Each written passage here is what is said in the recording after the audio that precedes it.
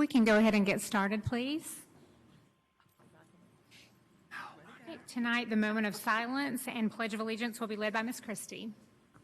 Please stand for a moment of silence.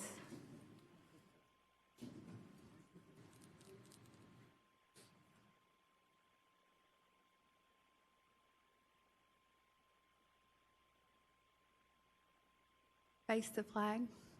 Pledge. I pledge allegiance to the flag of the United States of America and to the republic for which it stands, one nation, under God, indivisible, with liberty and justice for all. I know. It's odd, isn't it? Good afternoon.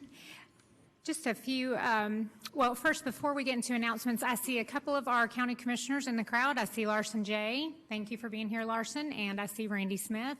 Thanks so much for being here. I don't think I see anyone else. Few announcements. Several board members will be attending the TSBA Legislative and Legal Institute at the Doubletree, downtown Nashville on February 17th and 18th. We look forward to sharing information about the event in the near future. A policy review meeting has been scheduled for Wednesday, February 19th at 2 p.m. An agenda and documentation will be shared within the next few days, and that meeting will be held in the mezzanine conference room of the Andrew Johnson Building. Also, just a reminder, board members, TSBA will be holding 3-day School Board Academy sessions in Knoxville this spring on March 5th, April 21st, and May 5th. So there are 3 one-day sessions. These core sessions fulfill our state-mandated and annual training, so if you have not chosen a session yet, please let Ms. Coatney know as soon as possible which one you'd like to attend. And I would like to refer to Superintendent Thomas for his report this evening. Thank you, Madam Chair, members of the board. Due to forecasted flash flooding and high winds for the early morning hours, Knox County Schools will open 1 hour late on Thursday, February 13th, 2020. Buses also will run 1 hour late. However, school administrators, maintenance, custodial staff, and central office will report on time. And again, the concern we have, especially with our bus routes and so forth, and the ground moisture, that with high winds there could be trees that fall, and we want to make sure that our bus drivers and inexperienced drivers have visibility in the morning. So 1 hour delay for tomorrow. Thank you. Thank you so much. And I believe I saw Commission Chair Nystrom come in. Thank you for being here. Thank you. Okay, do we have any changes to this agenda? Mr. Norman? Thank you, Madam Chair. I would like to add a discussion item tonight on our non-tenure policy, which is G331. Okay. Do we have any objection to this addition? Okay, any other changes to the agenda? Okay, do we have a motion to approve? So moved. Okay, we have a motion by Mr. Norman, a second by Ms. Satterfield. All in favor? Aye. Any opposed? Motion carries. Okay, Ms. Coatney. Item 5, consent agenda. Second. We have a motion by Ms. Hill, a second by Mr. Norman. Discussion? All in favor? Aye. Any opposed? Motion carries. Item 6A, approve first reading of Knox County Board of Education Policy F-140, naming facilities as amended. So moved. We have a motion by Mr. Norman, a second by Ms. Owen. Discussion? All in favor? Aye. Any opposed? Motion carries. 6B, approve first reading of Knox County Board of Education Policy J191, misbehaviors and disciplinary options as amended. So moved. We have a motion by Mr. Norman, a second by Ms. Hill. Discussion? All in favor? Aye. Any opposed? Motion carries. 7A, approve Battelle Education STEM classroom grants in the total amount of $20,000 for Amherst Elementary, Bearden High, Bricky McLeod Elementary, Farragut Primary, and Inskip Elementary schools designated to STEM projects as outlined in each school's proposal. So moved. Okay, we have a motion by Mr. Norman, a second by Ms. Owen. Discussion? All in favor? Aye. Any opposed? Motion carries. 7B, approve grant contract with the State of Tennessee Department of Education and receipt of a Governor's Civic Seal mini grant in the amount of $15,000 designated for social studies for government on-the-go boxes and professional development. So moved. We have a second? We have a motion by Mr. Norman, a second by Ms. Christie. Discussion? All in favor? Aye. Any opposed? Motion carries. 7C, approve State of Tennessee Department of Education early post-secondary expansion grants in the amount of $9,305 for Halls High School and $4,290 for Ellen STEM Academy, designated to projects as outlined in each school's proposal. Second. Okay, we have a motion by Ms. Satterfield, a second by Mr. Norman. Discussion?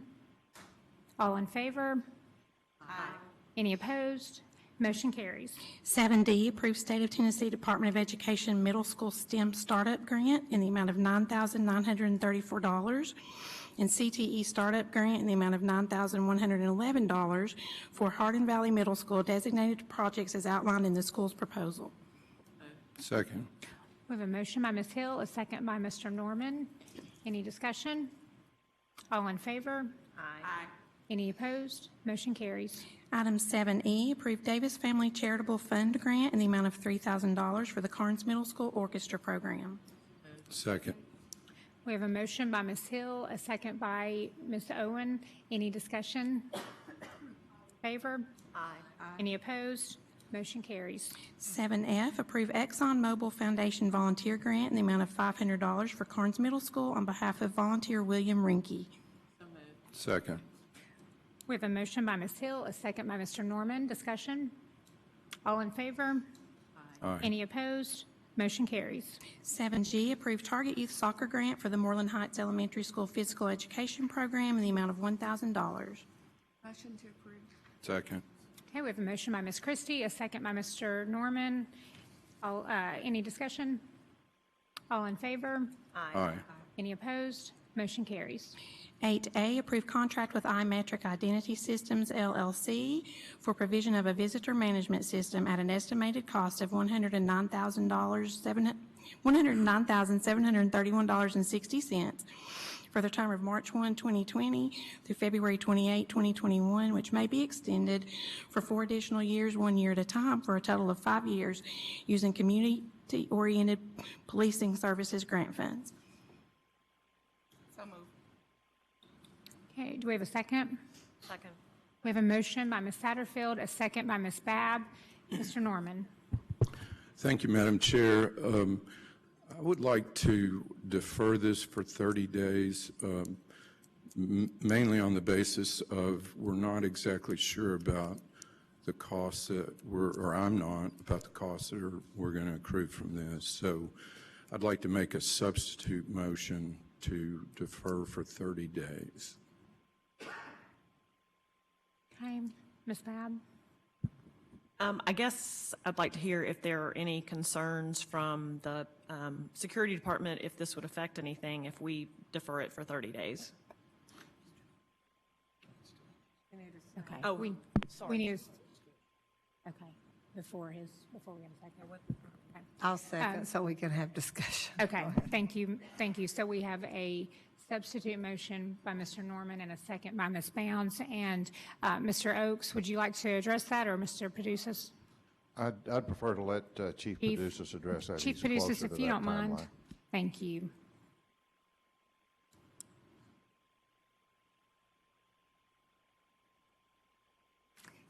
Chief, did you hear the question? I certainly did, and Thank you. thank you. I would offer 2 viewpoints. Number one is our plan had been to implement as much of the visitor management system as we could in the spring, and to go ahead and work most of the kinks out, because there'll be some stumbling blocks, I'm certain, a project this big.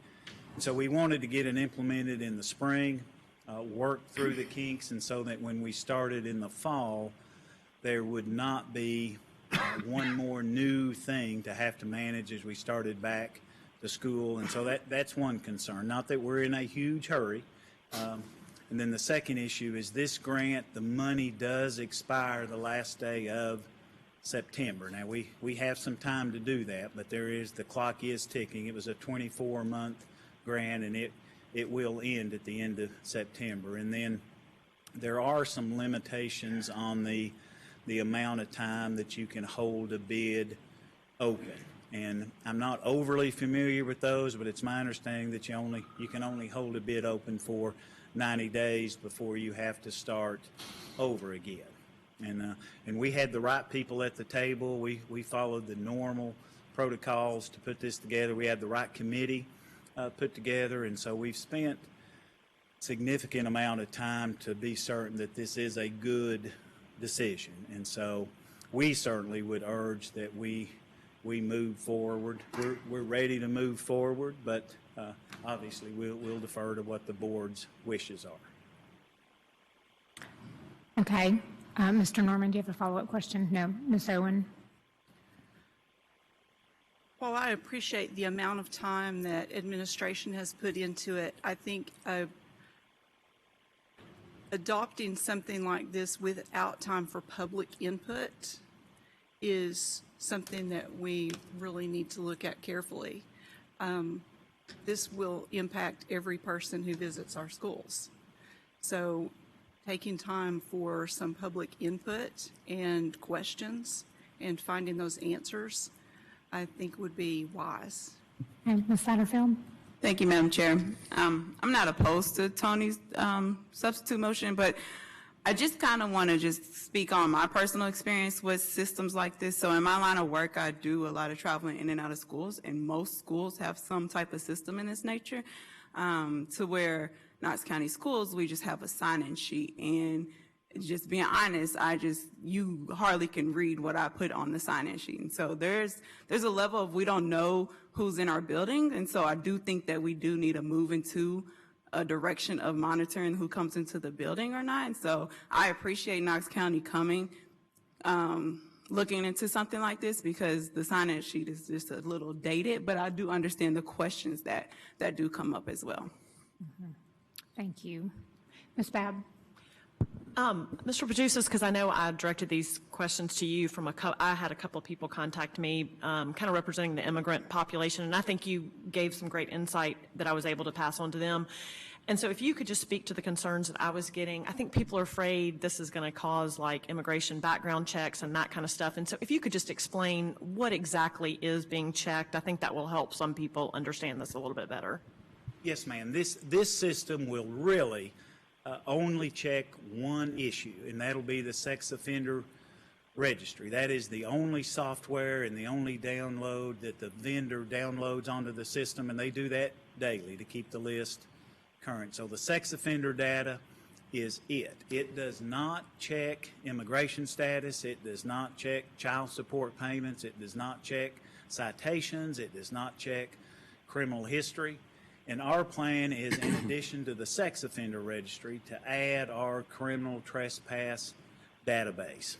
And we talked about that last week. We do have several people that have been disruptive to the educational process on our campuses, and we issue them a trespass letter. Now, we try to give them a civility code letter and some different things, but the only data that the vendor downloads into the system is the sex offender registry. And in the 95 counties in Tennessee, Knox County is the fourth highest county for sex offenders. There's 19,800 in our state. There are 562 sex offenders in Knox County, and there is not a school in our district that does not have sex offenders within a 2-mile radius. Sex offender data is public record, and if you plug in the zip code in the TBI database, you will be horrified at the number of sex offenders that live very, very close to our schools. And so the notion that it's going to check all the other issues is simply not true. And then we talked a little bit about do you have to have a government issued ID, which speaks a little bit to the immigration concern. And the truth is you do not. You do not have to have a driver's license You do not have to have government-issued ID because not everyone has a driver's license.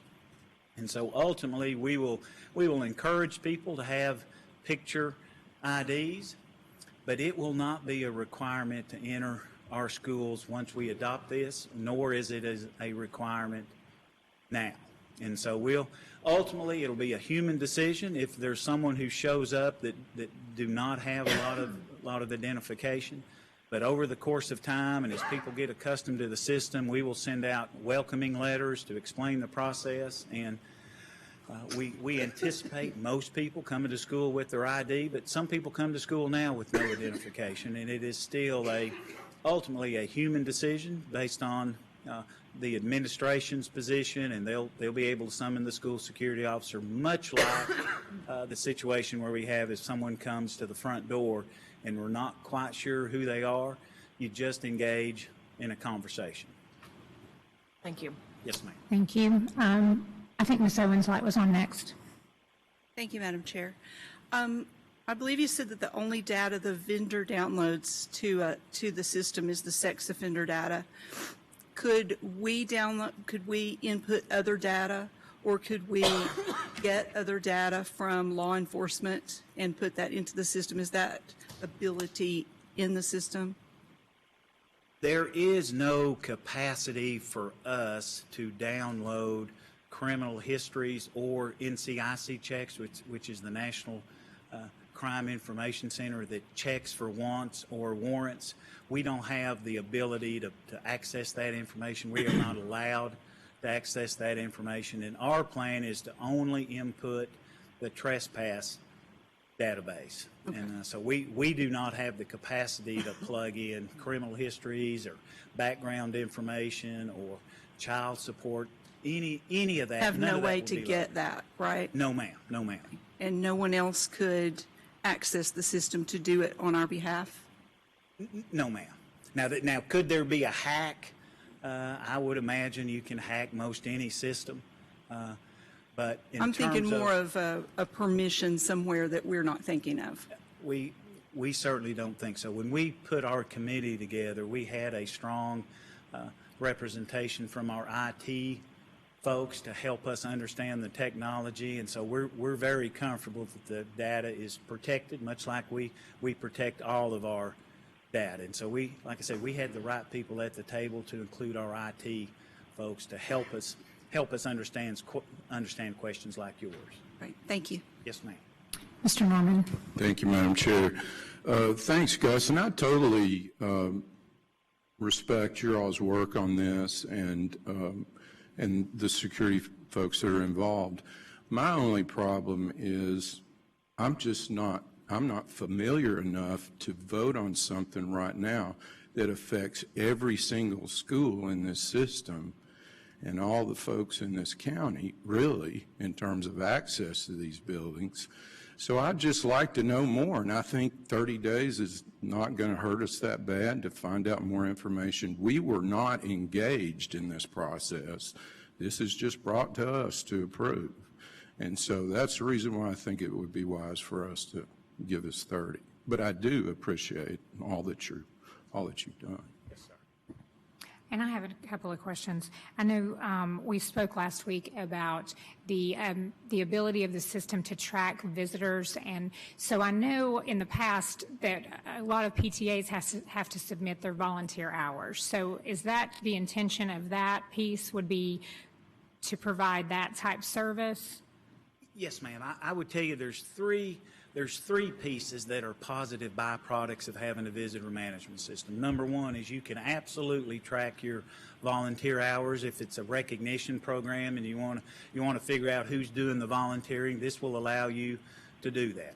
A second piece is districts have had some success when vendors or contractors visit your campus and they log into the system and then they go off to the school and do some work and then they exit the school. And when you exit the school, you log out. So if I'm there to work on the heating and air, it tells me when I get there and it tells me when I leave. And so if I'm there for 3 hours, some districts have had some success matching that visitor entry log into invoices. For instance, I'm there for 3 hours, but yet I bill you for 10 hours.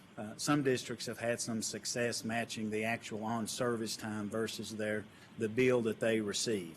And then a third byproduct is if you have a catastrophic event in a school and you need to be sure that everyone is out of that school, one of the tools is that you can access that visitor management log, and if you have a parent or a teacher that may work there, or you have a volunteer, or you have a vendor, or the Coke man is there to fill up the Coke machine and you can't find them, and they have not evacuated and they are not on the outside of that school, this system will allow you to figure out that you've got 2 or 3 people unaccounted for, and thus you may make the decision that there are still people inside the school, because not everybody that is logged in to be inside has exited or evacuated the school. So those are 3 of the real positive pieces. And are those collected at the building level or at the district level? You can do it either way. We will be able to develop district level customizable reports as well as at the school level. Okay. And would those be at the request of specific, will that just vary by school, or will there be some information that would be building level and some district level, I would assume? We can determine, once the system is up and running, we can determine how we want to manage those reports. Okay. Okay, any other questions? Okay, so we have a motion on the floor to defer this item for 30 days, and we have a second. If there's no other discussion, we'll go ahead and vote. All in favor? Aye. Okay, and opposed? Okay. So let's just do a roll call to make sure we're clear. We'll start with District 1. We're voting on the substitute. The substitute. So we're voting, so if you vote yes, you are voting to defer. If you vote no, you're voting to vote on this evening. Ms. Satterfield? No. Ms. Owen? Yes. Mr. Norman? Yes. Ms. Babb? No. Ms. Hill? No. Ms. Bounds? No. Ms. Christie? No. Ms. Horn? No. That's 2 yes votes. Okay, so we have 2 yes votes and 7 no votes, six no votes. So we will vote on the original motion. Okay, is there discussion on the original motion? Mr. Norman? Thank you, Madam Chair. One other item that might be of interest is that I was contacted by another vendor, and they have a system, identification system, and we're not aware of it. So anyway, I mean, I don't even know who they are, but they were offering up some other idea. So that's another reason to delay, in my opinion, and that's the reason why I'll vote to do so. Okay, would you like to address that, Mr. Dupler? I can address that some, and I see that Matt Myers is here from procurement as well, but this contract went through the Knox County procurement process as it should have, and as Chief mentioned, it was vetted properly. All the I's were dotted, T's were crossed, and there was competitive bidders who bid on it, and I don't know if one of those was one that contacted you, Mr. Norman, or not, but from the law department's position, I mean, the competitors have had their chance to weigh in, and all the processes were followed. Okay, thank you. Ms. Satterfield? Yeah, and I just want to reiterate now that our check-in system is a piece of paper. So I appreciate us getting a little bit more security in our schools.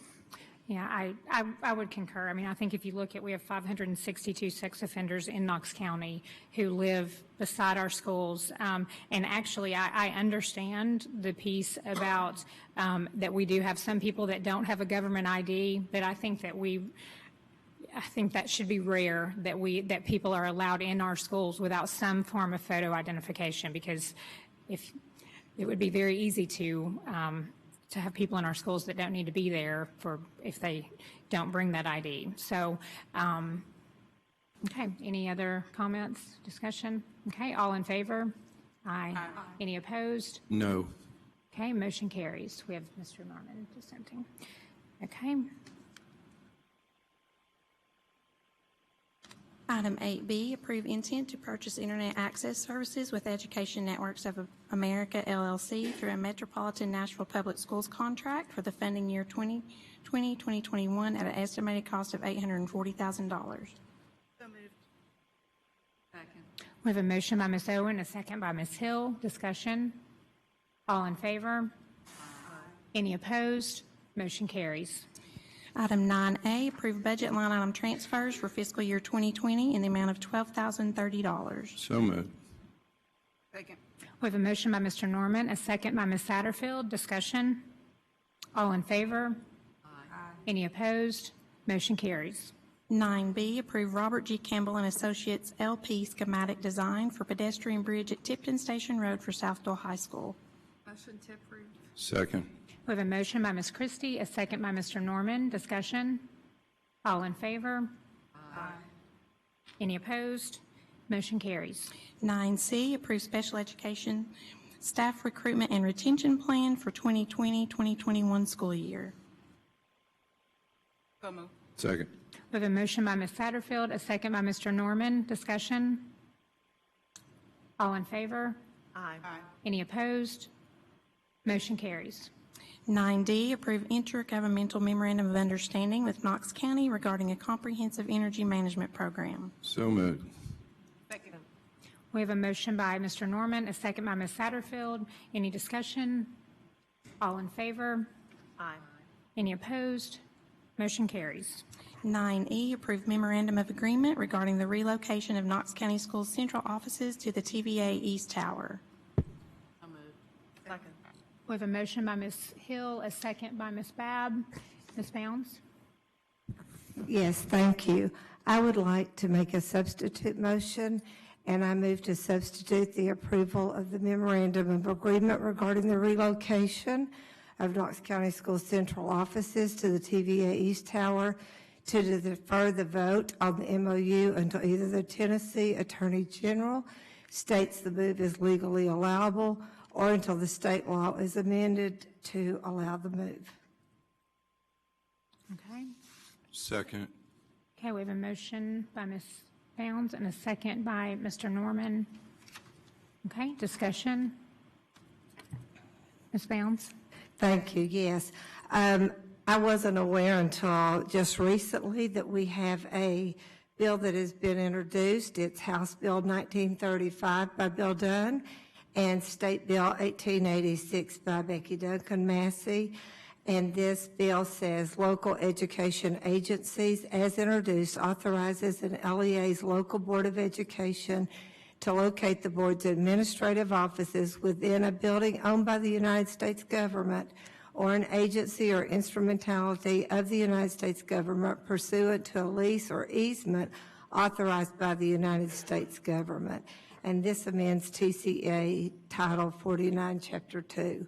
So I think with both of those things on the table, it was my understanding, maybe incorrectly at the January meeting, that that we were waiting on the Attorney General's ruling, and evidently now maybe people aren't sure of how that's going to go. So now we have a House and a Senate bill that, let me see the information here exactly, is moving through the House and the Senate both. So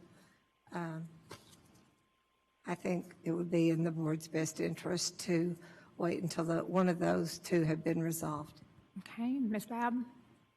The memorandum of understanding before, I guess I'm not in favor of that because I do feel like the memorandum of understanding before us actually does not allow this to go forward unless there are three conditions, unless that bill is passed, unless the Attorney General gives a thing. So I feel like there are provisions in this already that we can't, this is not going to work unless that happens. So I think, you know, from my understanding, everybody in the county would like to know if we are favorable so they can move ahead on plans, but this has got to be a contingency what you're waiting for has got to be a contingency for this MOU to even work anyway. So that would be my reason for being behind it. But I do think we have to have one of those three entities passing that the custody and control is legal. Okay, Ms. Owen? At our December meeting, we took a good faith vote to wait until we had a legal opinion. And my constituents have been calling and asking why we aren't honoring that vote, why this is back on the agenda when we don't have an opinion from the AG yet. So I'm concerned that we're ignoring a vote that we took regarding the MOU, that we are moving forward with something that we doubt the legality of. And I think we have confirmation of that doubt. And I had intended to talk about the Senate Bill 1886. That's why I had those copies. If this were legal, we would not have a bill suggesting that it be made legal. So clearly there is an issue here. And to forge forward when we know that we may be doing something illegal is a level of irresponsibility that is just astounding to me. We took a vote that we should be upholding, and we have doubts about the legality. I don't understand why this is even on our agenda again. So I would definitely agree with Ms. Bounds that we need to put this off until we have an opinion. Ms. Satterfield? Oh, I'm sorry. Go ahead, Ms. Satterfield. Thank you. And so, yes, we don't have the opinion from that one individual that you're requesting, but there's been ample amount of county commissioner meetings where people came and spoke for hours to kind of explain the legalities of it. And I think I think there's a level of, like, somebody that's been in this field, been doing this type of work and legality work for more than I've been alive, me to tell them that they're wrong. I think that's, maybe you all know more to it, but just the level of expertise that was shared over and over and over again, for me, it just makes sense to just move forward with it. That's just how I will vote, so that's, yeah. Okay, Ms. Owen? I was just going to ask if Mr. Dupler could speak to some of the concerns the law department has regarding moving forward and why custody of concern is so, custody and control is so concerning to us. Okay, thank you. And if I'm not mistaken, Mr. Dupler, the way the law reads, it's very, it doesn't state clearly really either way. Is that correct? Whether about the custody and control issue? If I need to be more specific, thinking about when we own a building and we choose to repurpose that building. For example, changing that building from a middle school to an elementary school or something like that. If we were to lose custody and control of our school buildings, how would that impact our ability to repurpose buildings? Would they be our own buildings? Could we change how those were used? Okay, Mr. Dupler. Okay.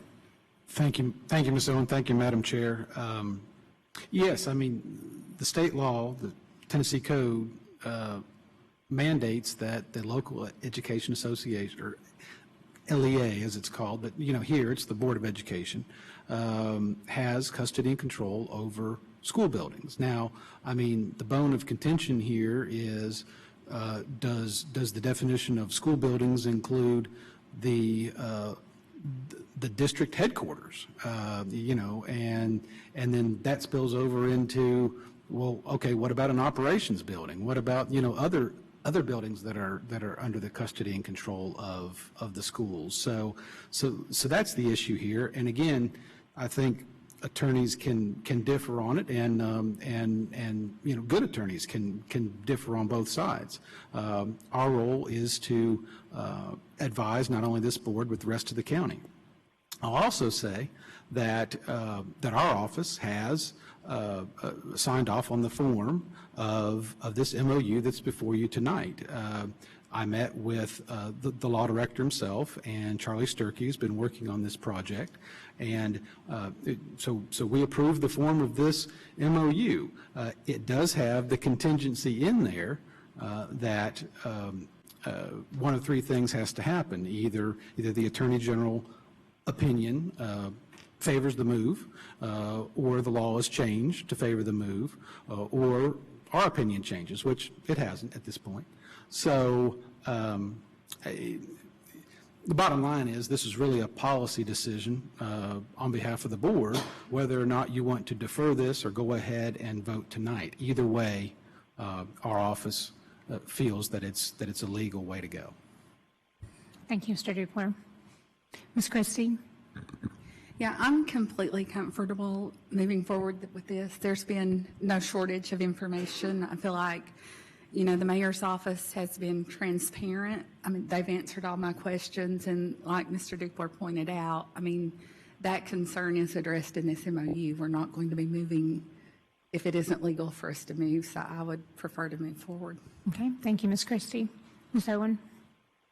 We have 47 documents that County Commission considered, and those 47 documents also impact us. And those 47 documents have not been explained to us at all. So when we're talking about an abundance of information, we've had a lot of people talking at us, that's true. We have had a lot of opinions given to us, that's true. But everything that goes into the decision to move our offices to a federally controlled building with federal marshals, the impacts of that have not been explained to us. Those 47 documents, legal documents at that, should have been presented to us in an open meeting where the public could consider what we are considering. This impacts the entire community, and it will impact the entire community for decades. It's something that we need to take very seriously. And whether we consider it as real ID or photo ID or whatever we consider it to be, we need to very seriously realize that when we are looking at a building that is not in our control and is fully in federal control, and the way it was explained to me by TVA was 100% federal security control,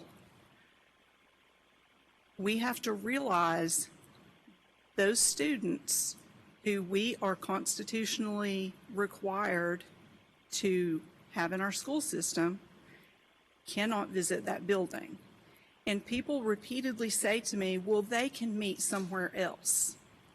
If segregation is what we want for Knox County schools, this is what we need to vote for.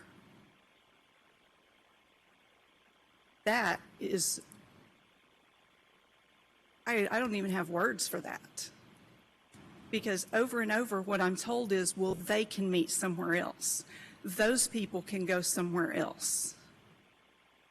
When we get down to talking about those people not being able to come into our schools, that is deeply concerning on every possible level. When we think about the fact that we could have a person come to our building without their ID, whether they have ID or not, and they could end up in federal custody, that's deeply, deeply concerning. We will have zero control of security for that building. The federal government will have 100% control of that building. And we are willing to sit here and vote on an MOU after we have voted to not move forward yet, but we're going to vote on an MOU without considering all of those legal documents that we've been given, without knowing where people are going to have to go to meet, without having real answers. We have a lot of people who have come and told us, well, you could do this and you could do that. That's not a very solid answer to any of our questions.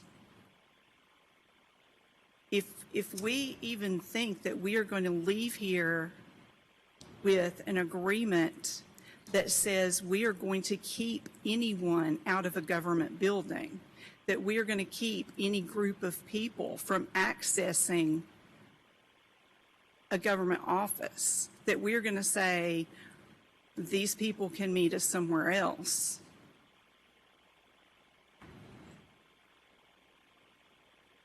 I don't even know.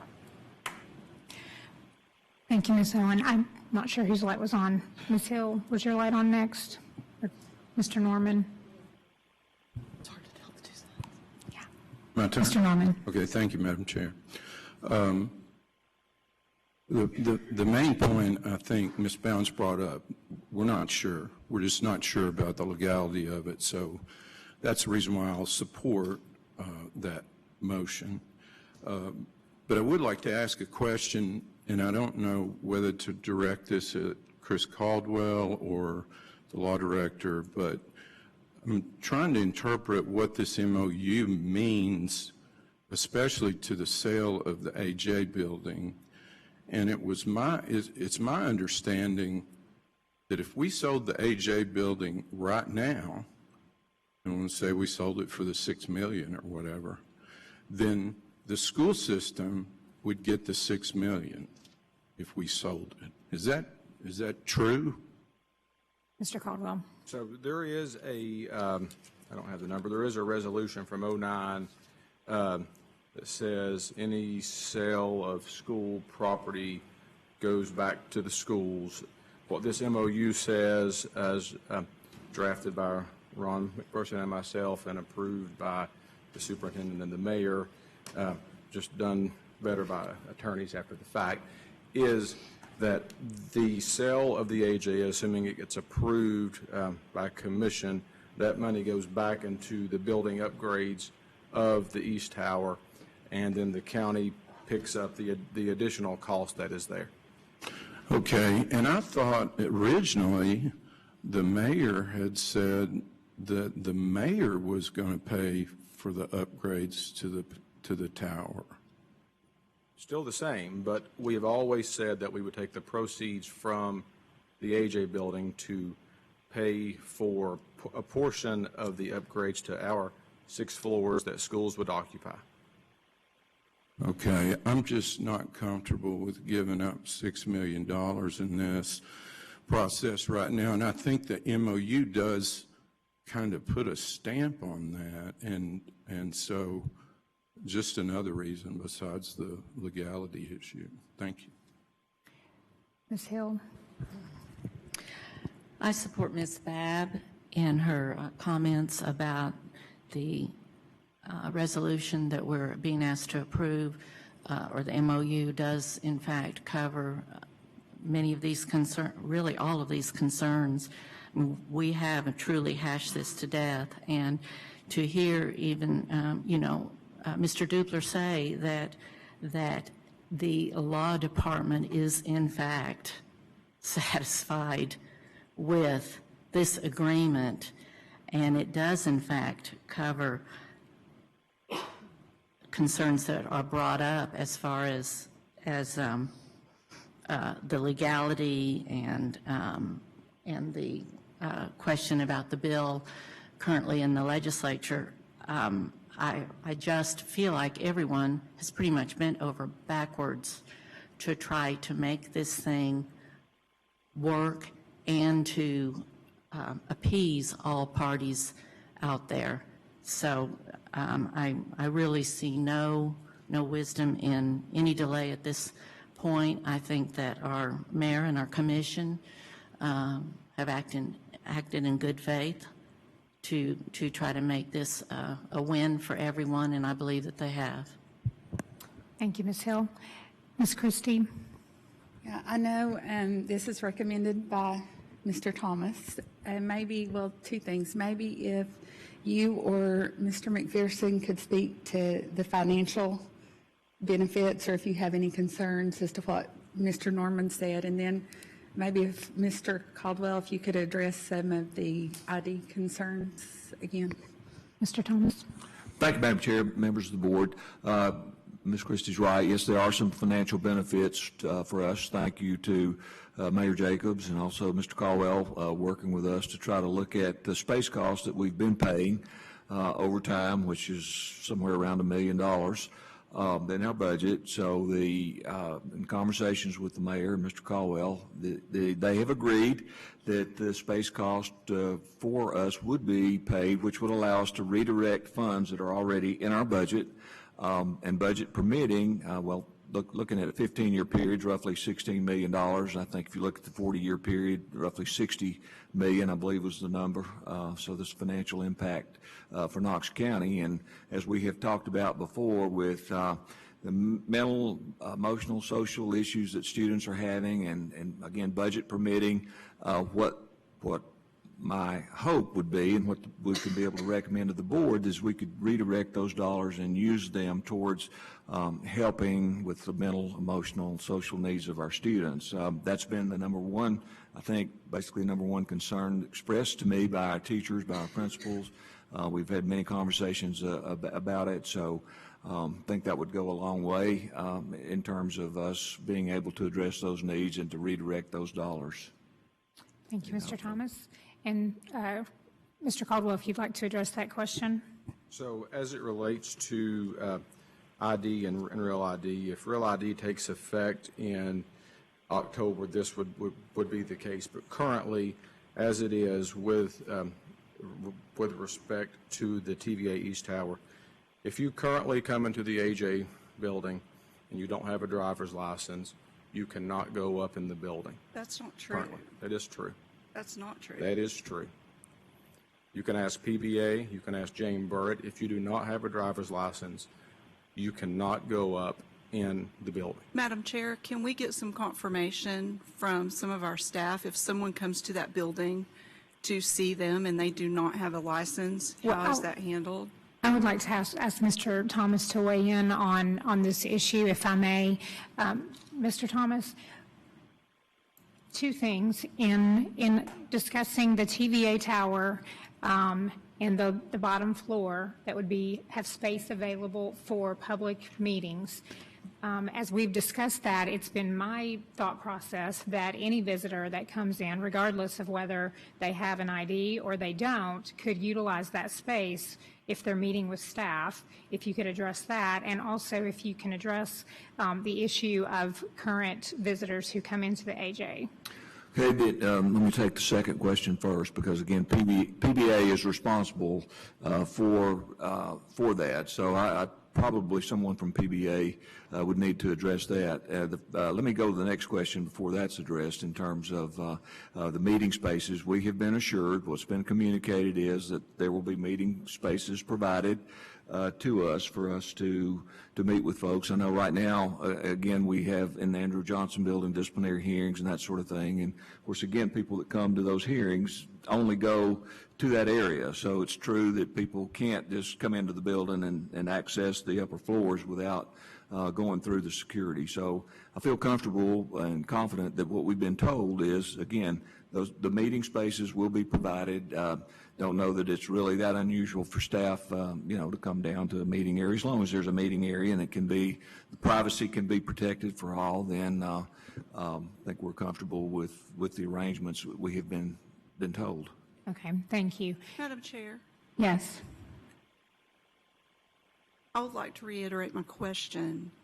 I would like our staff to answer what they do if someone comes without ID. If someone comes, Dr. Reiswick, Dr. Reiswick, if someone came to visit you and had no ID, Jennifer, you knew them, could they come in or not? PBA is... I know that PBA is going to tell us this, but I know it's not true. That's the problem I have, and that's why I need to interrupt this, because we keep being told by people who are not in that building over and over that a driver's license is required and that a person cannot get past the first floor without a driver's license, and that's baloney. Any person in this audience could walk over there with me right now, and we could go up the elevator to anywhere we want to go, and that person would not have to show a thing. I'm not aware of that. I know Ms. Good, who my administrative assistant, frequently is called. Someone is in the building they want to see. She'll go down and she'll actually meet with whoever it is and also in charge of the security. But the protocol, as I understand right now, is that if I want to have a meeting with somebody, I have to notify PBA, the security desk, that such and such person is, I've got a meeting and that they're coming at whatever time that meeting is, and get them cleared that way. Now, again, I think identification, I'll let PBA address that. The identification would be required, but people just can't come in and unless they slip by some way or another. I can't say that it's impossible to do that, but there is someone at the desk each time, and the only people that have access around the desk are the employees that work there who have a card. But I think it's also monitored by cameras, I believe, in the lobby area, and also let me let. That is correct. I'm Kristen Grove, Director of Property Development for PBA, and I do reside in the Andrew Johnson building on the 7th floor. We do have that desk staffed, and protocol is that the public does have to have a driver's license. The driver's license is scanned, they are issued a stick-on badge. Now, if there is a situation where they don't have a license and someone comes down, I'm sure that does happen. But the protocol is that they have a license to get in the building. That is the extent of that security system currently. And as we've said at TVA, the hope is to improve upon that, which we would think would be a benefit, but it's the same process. The public comes in, they have a form of ID, a license, a real ID, and they can have a person meet them and go throughout the building. Okay, thank you. Ms. Bounds? Oh, go ahead, Ms. Bounds. Okay. I was in the building on Wednesday and I got locked out without my key, and they didn't ask for much. I just walked, and they didn't know. They asked my name. I told them, and then she went through my list and was like, okay, go. So maybe there needs to be some more training with the security people, because I have experienced that where you didn't have that. And I will say that during the meetings that we had, meeting with PBA, they indicated that it's roughly 9 to 12 people that come to the AJ building now.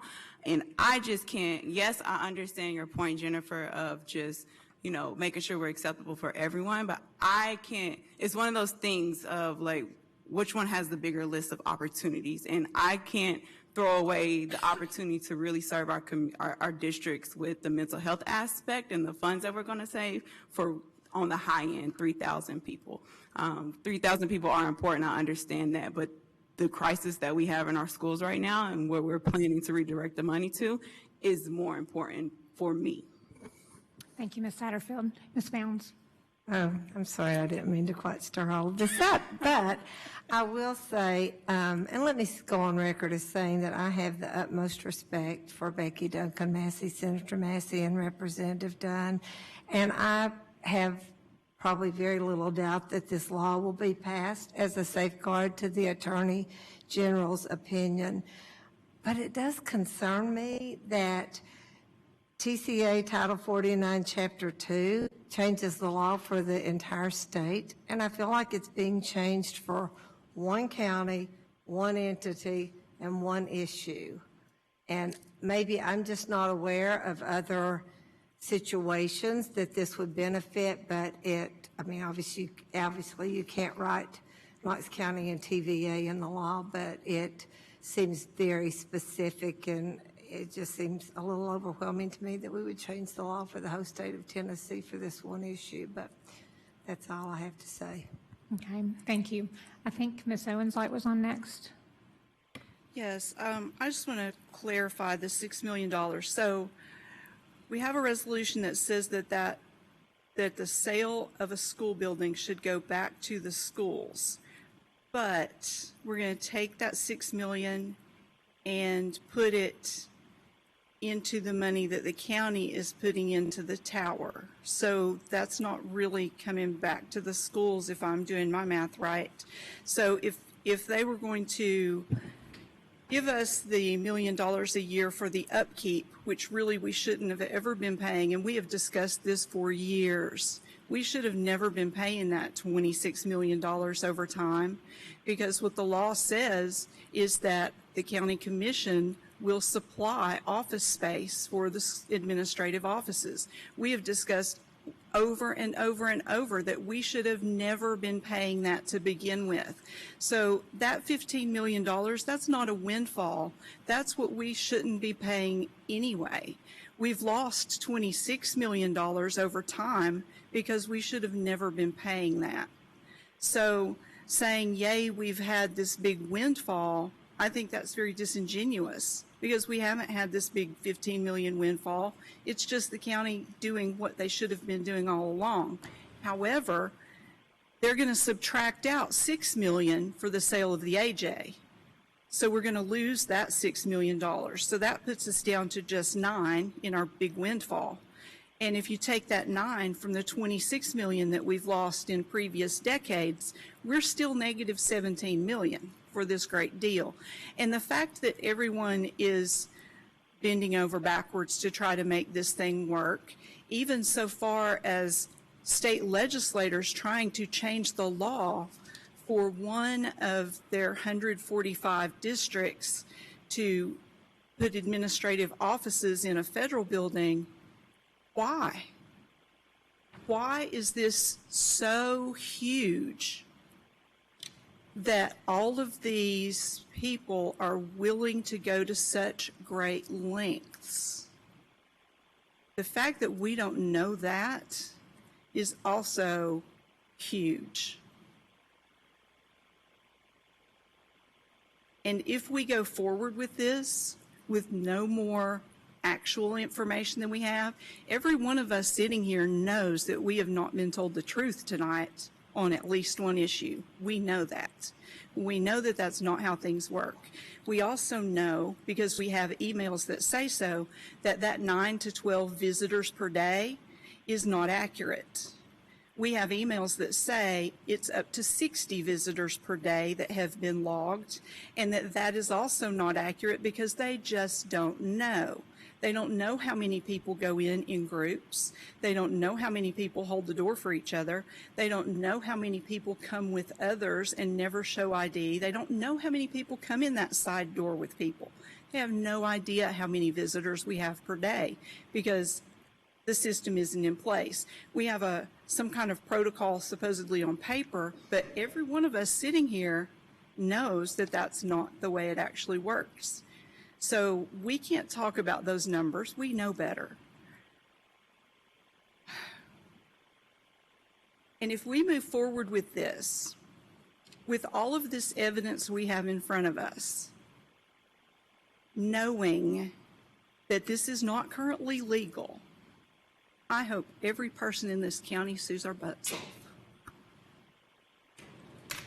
Mr. Caldwell, would you like to address any of the financial issues? I think since day one, when we was working through the MOU, the intent was always for the $6 million to go toward the building upgrades to the East Tower. So that is there. As far as the $26 million that schools has paid for the AJ building, and we worked through those numbers, that is operating cost like utilities and security and things like that. I think TA code says that counties must provide school boards with adequate space. I think ultimately those expenses, though, from an accounting standpoint, gets charged back to appropriate spaces. So like for the county, general fund would have to pay for sheriff space, elected official space. I think that is how that works. And so I don't think this is any different than what we proposed from the get-go. Okay, thank you. Ms. Hill? Call for the question. Okay. All right. We have a second on Ms. Hill's motion. Second. Thank you. We have a motion by Ms. Hill and a second by Ms. for the question. We're voting whether we are approving the MOU as attached to the agenda, correct? Or did we have another motion? Go sub-motion. We'll have to vote on this. Okay, so first we're going to vote on the call for the question. So we have a motion by Ms. Hill and a second by Ms. Babb on the question. You want a roll call? We need a roll call. Okay, we'll do a roll call beginning with Ms. Christie. I'm voting on the. Stop discussion. Hold on just a second. I'm voting to stop discussion. Call for the question. That's what you're voting on.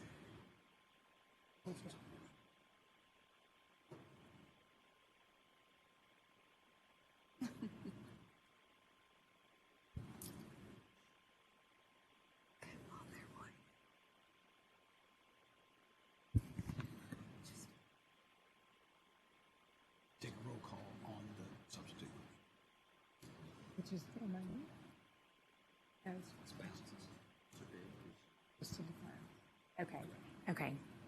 Okay. Do we have any objection to the question being called? Yes. Okay, so therefore we need to take a roll call on the question. On the call. Okay, so we are voting on whether we're voting on Ms. Bounds' substitute motion. No, we're voting on whether we're calling for the question. Okay. Yes. This is going to be an exercise in parliamentary procedure this evening.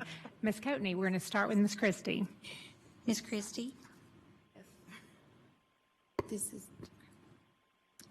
Ms. Bounds? Yes. Ms. Hill? Yes. Ms. Babb? Yes. Mr. Norman? No. Ms. Owen? Yes. Ms. Satterfield? Yes. Ms. Horn? Yes. Okay, so motion carries. So we are going forward to vote on the question, which the motion on the floor is Ms. Bounds' motion, which was a substitute motion to, would you like to restate your substitute motion? Sure, I'll read it. Thank you.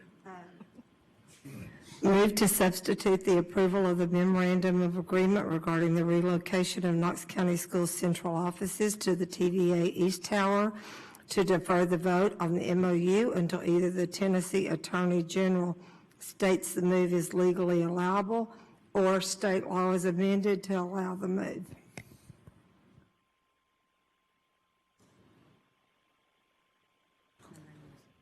Okay, thank you, Ms. Bounds. So to reiterate, if you vote yes, you are voting yes to defer. If you vote no, then we will go back to our original motion, which was to approve the MOU. Is that clear? Okay, Ms. Coatney. Let's start with Ms. Satterfield. Sorry. Ms. Satterfield? No. Ms. Owen? Yes. Mr. Norman? Yes. Ms. Babb? No. Ms. Hill? No. Ms. Bounds? Yes. Ms. Christie? No. Ms. Horn? No. Okay, so we have a vote of 5-3.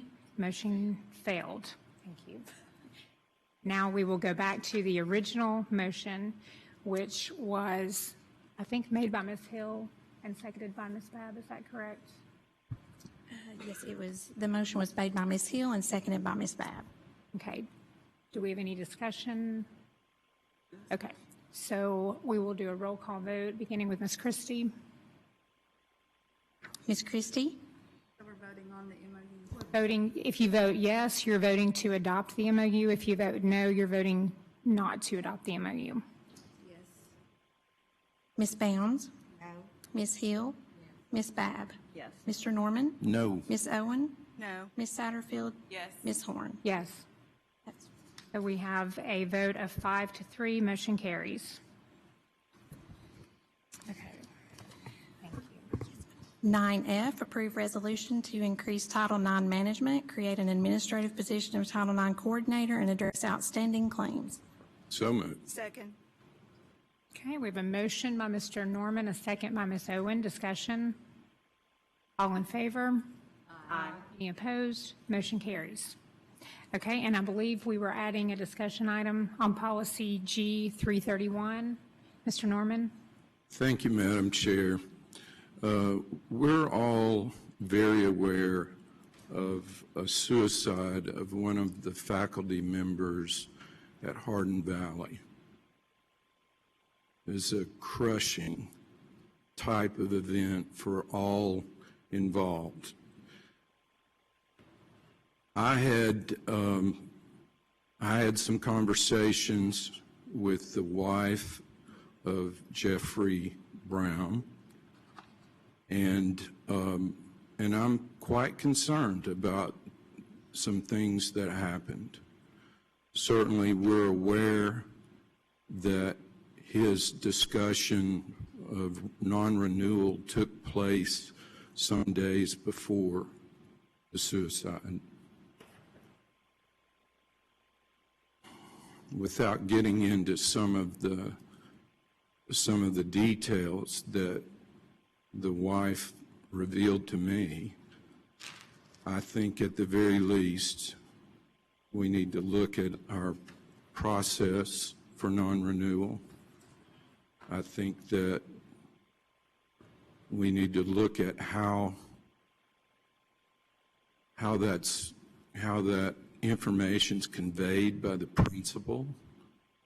There's just a whole lot of things, and there's many people that are very, very touched, very moved by this event, and I think we need to review it thoroughly and make sure that we're not doing anything that would contribute to such a thing again.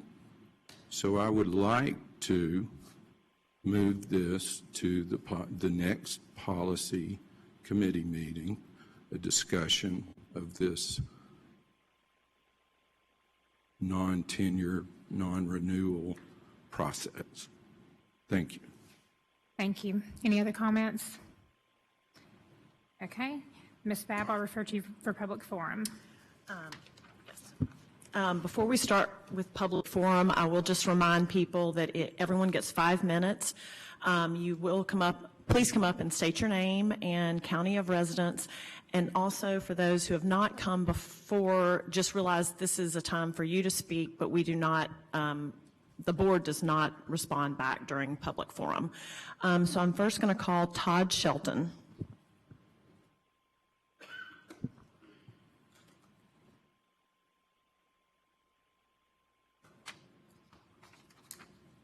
Hello, Todd Shelton, South Knox County. I'm going to mention disparities in educational outcome, lack of transparency, and the importance of cultural competency. I also just want to note, I always enjoy seeing and hearing about the good things that happen in our school system. Sometimes I don't get to speak to them, but I just want that for the records. I was born and raised in Middle Tennessee, and as I grew up, I slowly became aware of a huge discrepancy in the different histories that people around me lived through. I'm still learning about that. I also recognize that it was hard to get information and answers about the why and the how different people around me were treated different than I was treated. I came to learn that our country has a lot of good and bad history. Any country does. And history is a really important thing because, for better or for worse, it's part of who all of us are in this room. Part of our history has to do with racism, which was brought over on the boats in the 17th century and is still alive today. The word racism itself it's not about being a bad person. It turns out that racism is bad for all of us.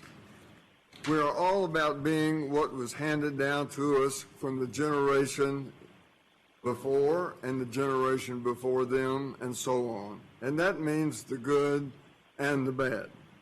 The idea of democracy, that's a good thing for us. The idea of racism is not a good thing for us.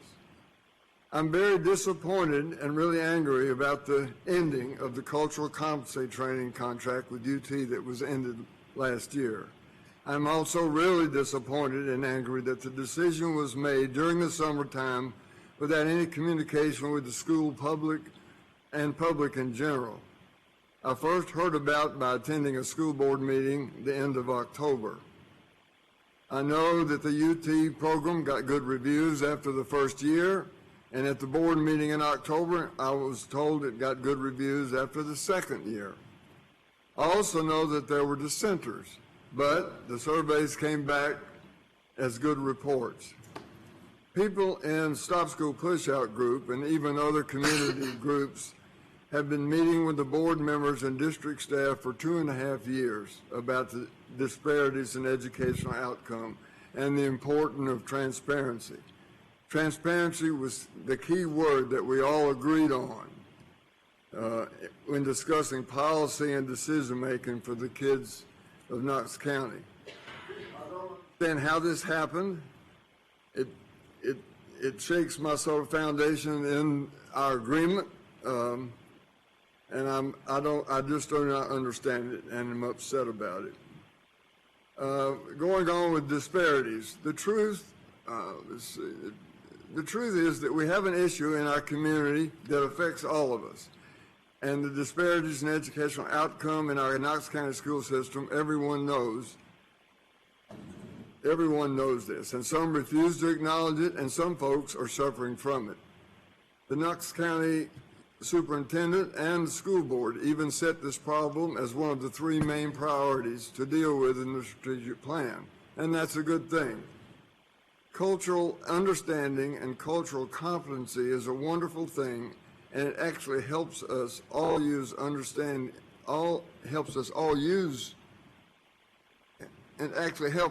and understand our history and the history of the people around us. The need for cultural competency training was stated in the task force recommendations as a tool necessary to undo the disparities in educational outcome. Here are 4 well-known necessary elements in learning cultural competency. One is that the ability to analyze one's own culture with its strengths and weaknesses. Another is cultural competency is understanding the cultures of others around you. And one of the most important parts is to recognize the effects of cultural competency when they interact with one another, different cultures. And there's also having knowledge about institutional cultural characteristics like racism. Without an understanding of cultural competency, I'm afraid that so many of the programs that have so much potential, like PBIS or restorative practices, will not meet their full potential. I'm also afraid that the disparities in educational outcome will continue and will even get worse. So I hope in the budget coming up that the school board will include the staff necessary to make these programs work. We have met with Janice Cook and been very impressed with her, and so we look forward. She has not got the staff that she needs. She doesn't have the funds. Okay, thank you. We have to conclude your remarks, but thank you for coming. Thank you. Aaron Egeland?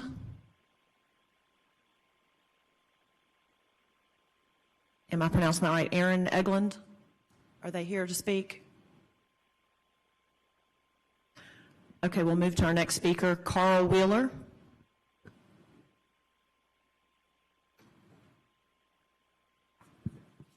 Thank you, Madam Chair, for the opportunity to speak to you all once again. As Mr. Shelton just spoke to several different things, I'm going to speak to them in a similar fashion. The first thing that we've talked about that seems to be, or at least we think it's important, is transparency. And as Mr. Shelton mentioned a few minutes ago, we had that training that went on last year, and all of a sudden it was abruptly shut off. And those of us in the public domain had no knowledge to that until after the fact. So that's not good transparency to me. We've been, our organization, Stop School Pushout, and several other organizations have been communicating with you all for the past couple of years. Stop School Pushout's been a little longer than that, and we're still having terrible problems with transparency. So either we should say we're going to conduct reasonable transparency and leave it alone, or leave it alone.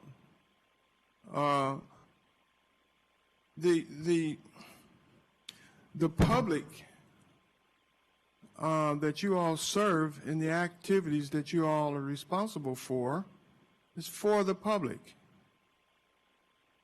So the public has a right to know what it is you're doing, why you're doing it, when you decide not to do things. It needs to be clear to the public that you stopping something for a particular reason, that culture training that Mr. Shelton talked about a minute ago. We went through an awful lot of discussions over the past to get that in place, and all of a sudden, just like that, it's over and done with. Public didn't have anything to know about it until after the fact. And we had initially worked a deal that I thought was going to allow that to continue. And obviously that didn't happen. So let's be true to ourselves about what transparency is. Mr. Shelton also talked about disparities. I wasn't at that last meeting last month when that package was presented, but I got my hands on it and I reviewed it. And I want to tell you something. It's a beautiful document, but the average person don't know what the heck it means. When you look at 14, 15 pages you have in here describing issues relating to middle school and high school, you say nothing about grade school, but there's a lot in here about high schools and middle schools. There's nothing in here about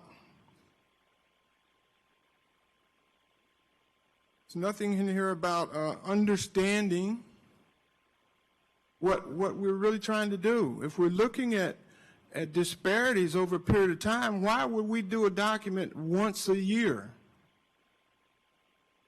It's sort of like I'm only going to check the tires in my car once a year. And when they go flat, then that's the only time I react. I mean, if we're going to try to make some forward progress in disparities, what we should be doing is presenting something to the public on a quarterly basis. Here's how it was last quarter, here's the progresses we've made this quarter, and here's the plan for the next quarter. When we come out with a package that's 15 pages long, and most of the general public that's not been involved with it, don't know what all them bright colors and charts mean in there. I mean, you got them labeled, I agree with you there. But to understand whether or not the numbers of disparities related to minorities, people with disabilities, and elementary school is not even presented in there. There's nothing in there about elementary schools at all. There's nothing that I can look and see and says, okay, last year versus this year? Why are we waiting a year to look at what we are doing to see if we're making progress? We should be doing that on a quarterly basis and then adjusting for the next quarter. Thank you. Thank you. That concludes public forum. Thank you. And we are adjourned.